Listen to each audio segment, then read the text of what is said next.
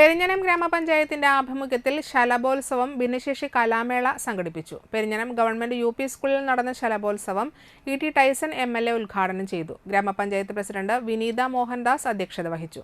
Mathilakam block panchayat president C K. Girija മുഖ്യാതിഥിയായി.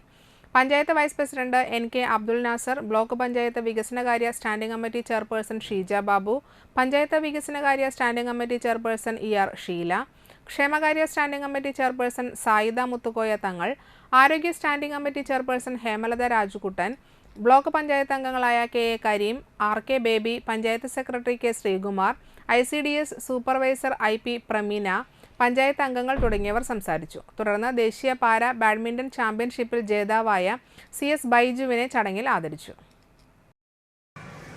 ഇവിടെ ഭിന്നശേഷിയിൽപ്പെട്ട ഏകദേശം 28ഓളം പേരാണ് പരിപാടിയിൽ അവതരിപ്പിക്കുന്നത്. ഇത് കേരളത്തിൽ അങ്ങോളം ഇങ്ങോളം നടക്കുന്ന പഞ്ചായത്തുകൾ കേന്ദ്രീകരിച്ച് നടക്കുന്ന പരിപാടിയാണ്. ഈ തൊട്ടടുത്ത ദിവസം ജില്ലയിലെ ഭിന്നശേഷി കുട്ടികളുടെ ഒരു സംഗമം, ഒരു വലിയ രീതിയിലുള്ള സംസ്ഥാന തലത്തിൽ സംഘടിപ്പിക്കുന്ന ഒരു പരിപാടി ഞങ്ങളൊക്കെ പങ്കെടുത്താണ്. അതാണ്